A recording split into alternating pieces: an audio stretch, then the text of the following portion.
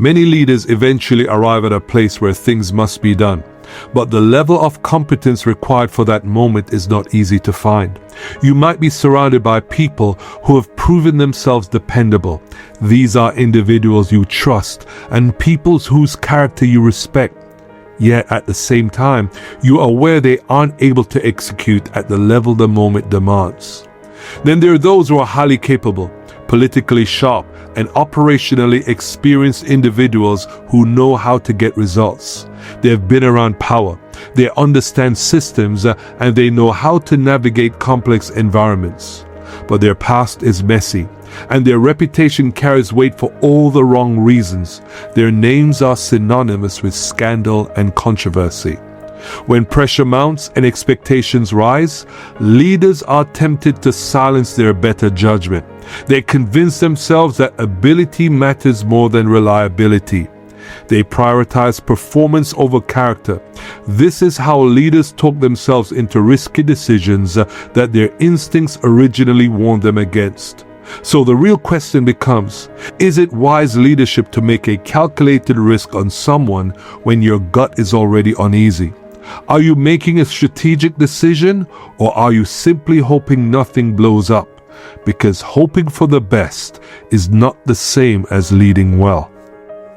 This was the situation Prime Minister Keir Starmer found himself in late 2024 when Donald Trump was re-elected as President of the United States.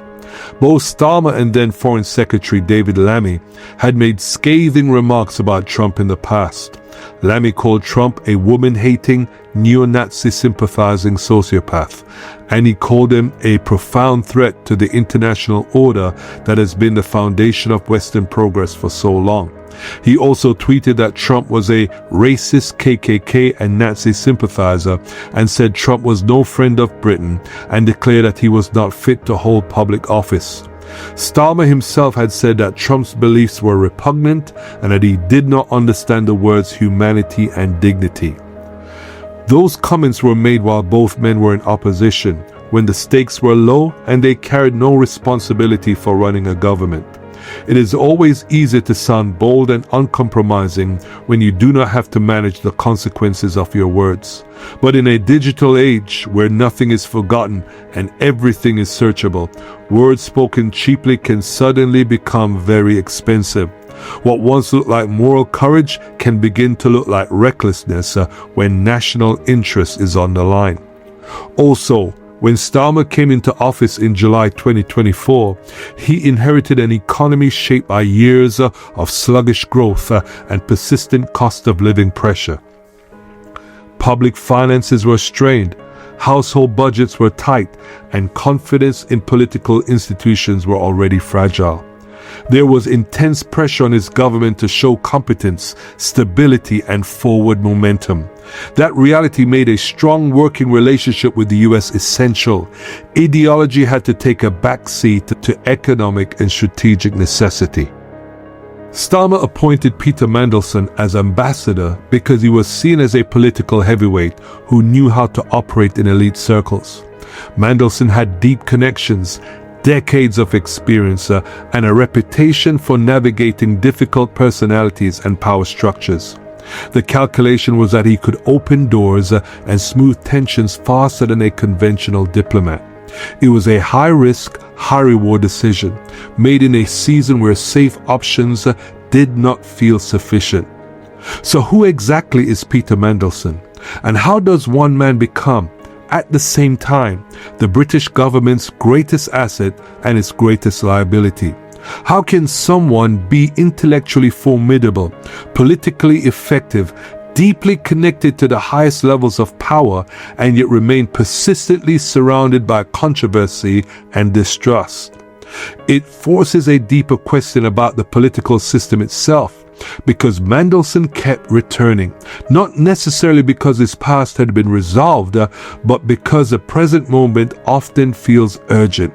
When institutions feel pressure, they tend to reach for those who know how to operate well. Mandelson had repeatedly been that figure. Peter Mandelson is one of the most influential and controversial figures in modern British politics. Born in 1953, he came from an established political family, being the grandson of Herbert Morrison, a senior Labour statesman in the mid-20th century. He was highly educated, intellectually sharp, socially polished, and more comfortable in strategic rooms than on the doorstep of a marginal constituency. He understood modern politics wasn't only about policy detail, but about presentation, narrative control, and branding. Mandelson joined the Labour Party in the late 1970s and grew increasingly influential through the 1990s, a decade in which Labour was repeatedly defeated by Margaret Thatcher's Conservatives. He worked within Labour's communication and campaigning machinery and helped the party shift away from its traditional, union-dominated image towards a more centrist and media-friendly look. By the early 1990s, he had become one of the principal architects of New Labour, working closely alongside Tony Blair and Gordon Brown. The three operated as a powerful triangle, with Blair as a charismatic public leader, Brown as an economic heavyweight, and Mandelson as a strategist. When Labour won its landslide victory in 1997, Mandelson entered Parliament as an MP and was immediately appointed to Blair's cabinet. He quickly developed a reputation as Labour's chief political operator, managing narratives and refining the party's appeal to business and middle-class voters. It was during this period that he earned the nickname the Prince of Darkness, a reference to his behind-the-scene influence and perceived ruthlessness. His first major fall came in 1998 when he resigned from the cabinet after it emerged that he had failed to properly declare a £373,000 interest-free loan from fellow minister Geoffrey Robinson to help purchase a house. Despite that setback, Blair brought him back into government in 1999. However, the rehabilitation was short-lived. In 2001, Mandelson resigned again following controversy surrounding the passport application of Indian billionaire S.P. Hinduja, after he admitted making a phone call on the family's behalf. Mandelson then spent several years outside frontline politics, including serving as European Commissioner for Trade from 2004 to 2008. When Gordon Brown became Prime Minister and the global financial crisis began to grip the economy, Brown made the controversial decision to bring Mandelson back into cabinet in 2008, elevating him to the House of Lords. Whatever his past controversies, Britain couldn't afford to ignore Mandelson's assets in a crisis. Labour lost the 2010 general election, and Mandelson gradually stepped back from frontline domestic politics, though he remained active in consultancy, lobbying, and advisory roles behind the scenes. In early 2025, weeks after the swearing-in of Donald Trump, Starmer appointed Mandelson as Britain's ambassador to Washington. This was not a routine diplomatic placement or a quiet career posting. The U.S. ambassadorship is a nerve center of British foreign policy and one of the most powerful unelected positions in government. The ambassador in Washington sits at the epicenter of the UK-US alliance, acting as Britain's primary channel into the inner workings of American power. No other embassy role offers the same level of access, influence, or strategic visibility. Whoever holds that office shapes how Britain is heard, perceived, and received in the most important bilateral relationship it has. True to form, Mandelson hit the ground running. By all accounts, he proved highly active and effective in the role, moving quickly to establish relationships and embed himself within key American political circles. Even on the day before his removal, Mandelson reportedly spent an hour with President Trump, something that ambassadors rarely achieve. That detail alone spoke volumes about the level of access he managed to secure. For Starmer, this appeared to vindicate the original calculation that Mandelson's skills and contacts could deliver tangible results fast. All of that came crashing down. In September 2025, documents released by the U.S. House Oversight Committee brought renewed scrutiny to his long-lasting relationship with Jeffrey Epstein. It showed that his relationship continued even after Epstein's 2008 conviction for soliciting prostitution from a minor. Among the documents were emails and a 2003 birthday book entry in which Mandelson referred to Epstein as, quote, my best pal. There were also messages from 2008 in which Mandelson expressed support for Epstein and encouraged him to fight for early release after his prison sentence. These revelations were seen as far more extensive and troubling than what had previously been known, and on September 11th, 2025, Starmer dismissed Mandelson from his post. The situation declined further in early 2026. Newly released U.S. Department of Justice files introduced additional material into the public domain, deepening the controversy. These releases included details of payments totaling around $75,000 from Epstein to accounts linked to Mandelson. They also contained allegations that while serving as business secretary in 2009 and 2010, Mandelson may have shared sensitive government information with Epstein during the global financial crisis. The disclosures triggered renewed political pressure inside the UK. Mandelson subsequently resigned from the Labour Party and stepped back from the House of Lords as the scandal intensified. What made this episode especially significant is that much of the underlying material was not new.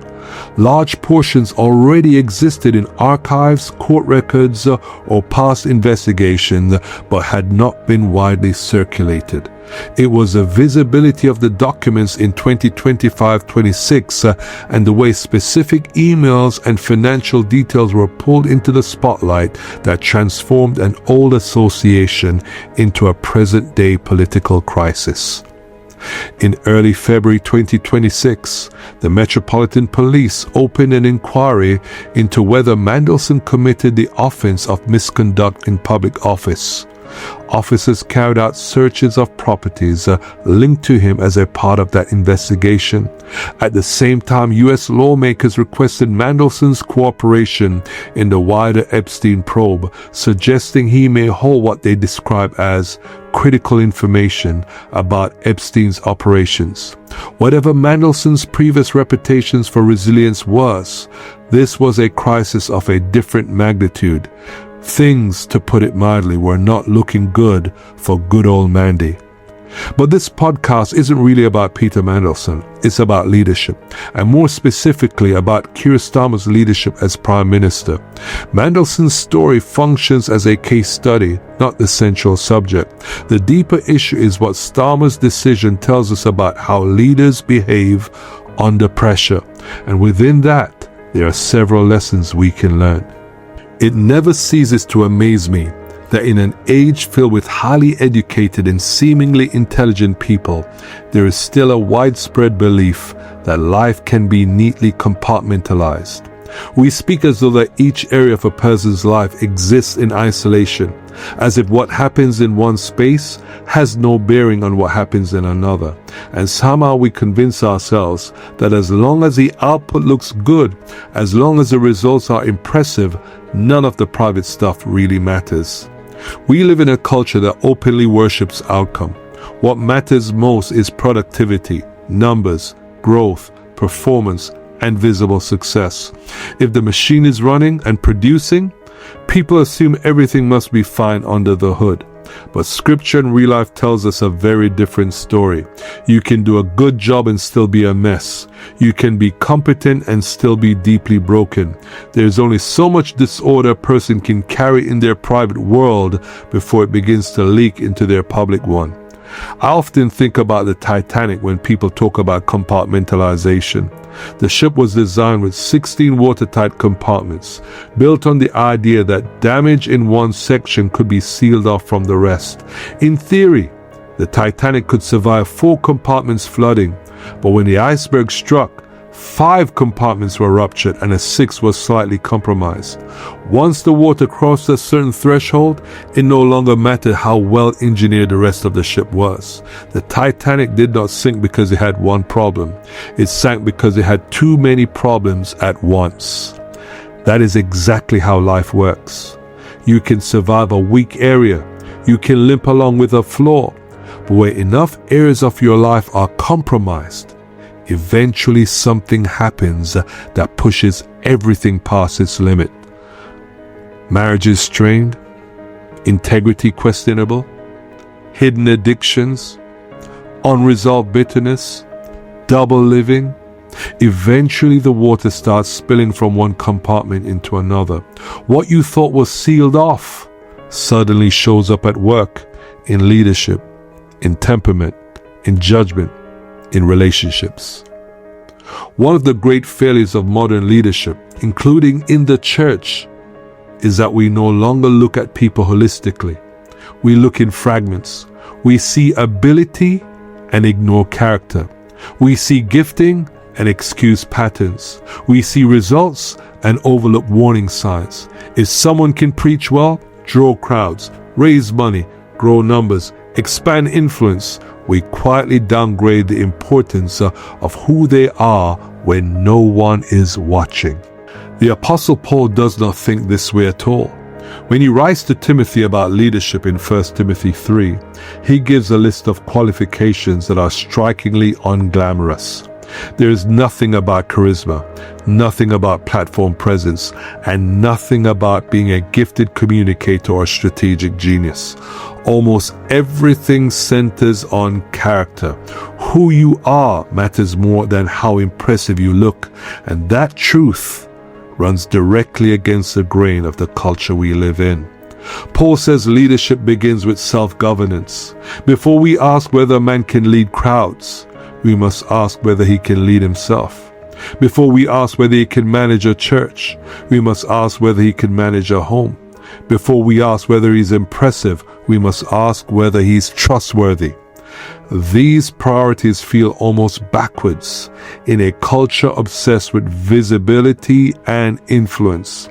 But Scripture insists that character is not a side issue. It is the foundation. And when the foundation is weak, everything built on top of it is unstable. The Bible compresses this entire reality into one devastating sentence. This is found in 2 Kings 5 verse 1. Now Naaman, commander of the army of the king of Syria, was a great and honorable man in the eyes of his master, because by him the Lord had given victory to Syria. He was also a mighty man of valor, but a leper. Naaman had military brilliance, political status, public honor.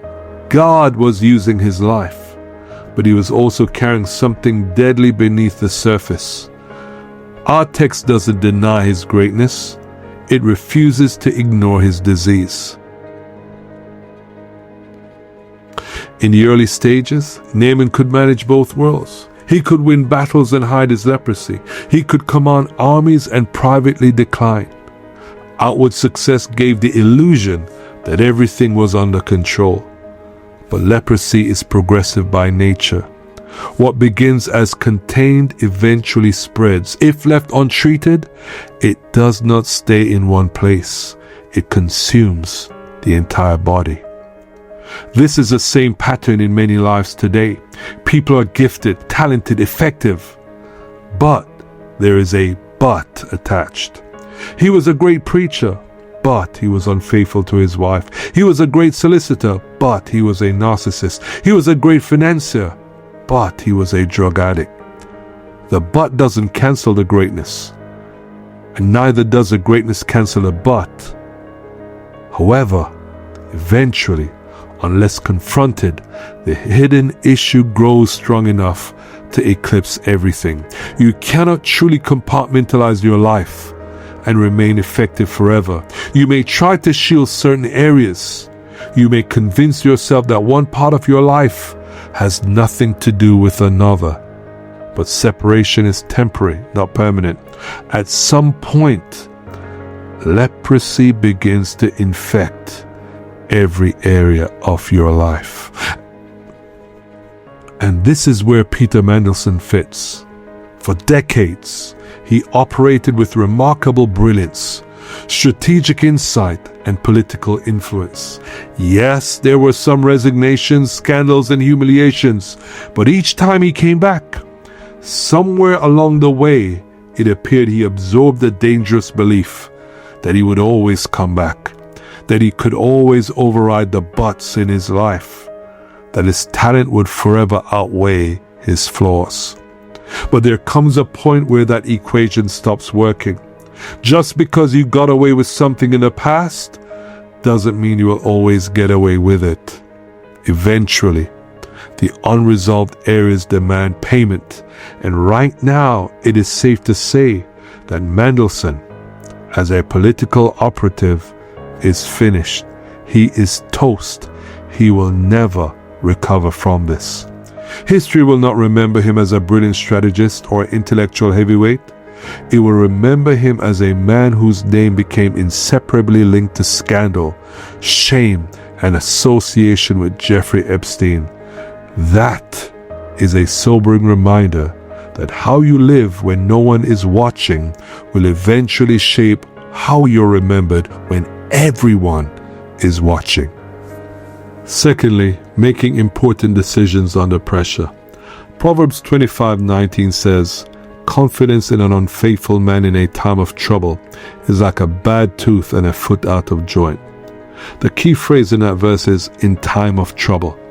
There are seasons in life when options are plentiful. Time is on your side. Then there are moments when urgency takes over and something must be done immediately. A crisis hits, a gap needs filling, or a problem demands a solution right now. Desperation has a way of reshaping how people think. People marry individuals they already know are untrustworthy because they are desperate not to be alone. People borrow money from predatory lenders because they are desperate for relief. Migrants hand over life savings to criminals because desperation clouds judgment and amplifies hope. Under normal circumstances, these same people would never place confidence in such individuals. But urgency overrides caution, silence undermines reason, and dulls the internal warning signals that would normally protect them. Proverbs speaks about resilience under pressure. When you put your weight on someone in a crisis, you are trusting them to support you when failure would be costly.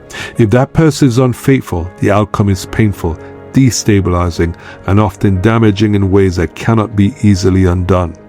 Solomon first compares it to a bad tooth. Anyone who's ever tried chewing on an injured or infected tooth knows exactly what he's describing. Then he has the image of a foot out of joint. A dislocated or broken foot does not merely cause pain. You can't stand properly, let alone walk with confidence or stability. This is where liabilities begin to outweigh assets. A person may be gifted, intelligent, connected, and highly capable, but if they are unfaithful, ethically compromised, or prone to instability, those liabilities do not disappear just because their skill set is impressive. In fact, during a time of trouble, those weaknesses become magnified. Pressure does not conceal cracks, it widens them. What looked manageable in calm conditions becomes destructive under strain. Desperation pushes leaders towards gambling rather than governing. It whispers that results are needed now, and there is no time for ideal options. It tells leaders that effectiveness matters more than reliability in moments of crisis. Confidence is then placed in someone who would never have been trusted under calmer circumstances. Reputation, credibility, influence, and legacy are quietly handed over to a risky choice. The warning is therefore clear and unavoidable. Urgency must never be mistaken for permission to compromise discernment. Desperation must not be allowed to override conscience. Leaders must also recognize how desperation subtly redefines success. Instead of asking what is faithful, the question quietly becomes, what works? when laborers are few, when infrastructure is strained, when capable people have moved on, and when competent replacements are hard to find, getting something done now feels more important than dealing with problems that may surface later. When leaders become overwhelmed by urgency, discernment is often the first casualty. The pressure to act becomes so intense that careful thought gives way to impulsive decision-making. What matters most is no longer whether a choice is wise, but whether it feels decisive. The act of doing something becomes confused with the act of leading well. Patience feels irresponsible even when it's necessary. This is what American football players refer to as a Hail Mary pass. It is a last-ditch throw made when time has run out and options are limited. In leadership terms, it is a decision that says, this isn't ideal, but it's all we have, so let's hope it works. The posture shifts quietly from deliberate leadership to wishful thinking. Sometimes prayer is pulled into that desperation in the wrong way. Instead of prayer helping to form and to shape decisions, prayer is used to baptize decisions that were already questionable. A risky choice is made first, and then God is asked to make it succeed. Responsibility shifts from discernment to divine intervention, as though God exists to rescue leaders from choices they already know are unwise. Prayer itself is not the problem. The problem is when prayer is used to replace obedience. Prayer is meant to sharpen our judgment, not suspend it. When urgency dominates leadership, prayer can become a spiritual version of fingers crossed rather than a posture of wisdom. The real danger is not just desperation, but spiritualizing desperation and calling it faith. Thirdly, guilt by appointment. In leadership, perception often carries as much weight as reality. A leader does not have to be personally corrupt in order to be damaged by corruption. Sometimes proximity alone is enough. That is the position Starmer now finds himself in. He has no known ties to Epstein, yet by choosing to elevate Mandelson into one of the most sensitive and symbolically powerful roles, Starmer ruined his own credibility. When Mandelson fell, he did not fall alone. The shockwave traveled upwards. Starmer's judgment became part of the story. The scandal stopped being only about Mandelson and became about the Prime Minister who trusted him. From that point on, Starmer's leadership could no longer be evaluated in isolation from that decision. Even if Starmer himself did nothing illegal or unethical, the damage was already done. This is why Starmer is now lame duck Prime Minister. Mandelson is gone, and he will never return to frontline political life. But the stain does not disappear with him. Every major decision Starmer makes now sits under a shadow. Every claim to being integrity-driven runs into the same objection. You trusted Mandelson. The scandal becomes a permanent footnote attached to Starmer's leadership, not because he committed wrongdoing, but because he made a catastrophic call about who to trust. There's a cruel dynamic in politics where guilt is not required for contamination. Association alone can be enough. Epstein never had to meet Starmer for Starmer to be damaged by his shadow. Epstein's reach now stretches upwards, attaching itself to anyone who platformed, enabled, protected, or elevated people connected to him.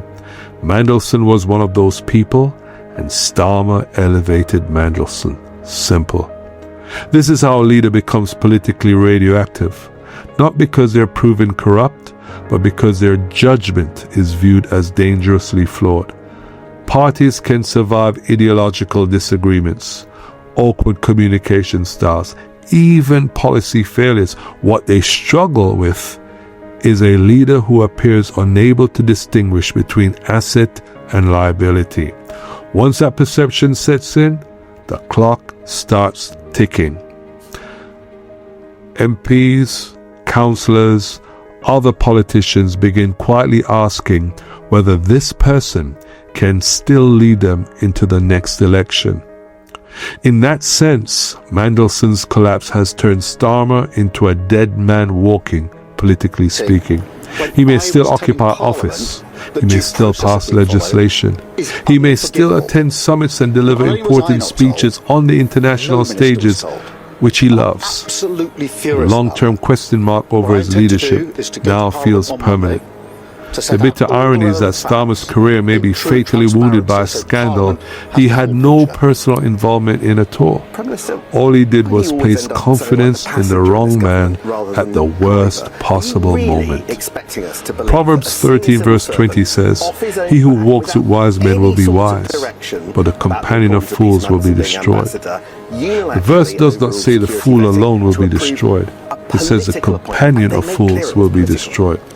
You can be personally sensible, personally moral, personally careful, and still suffer loss because of who you choose to walk with.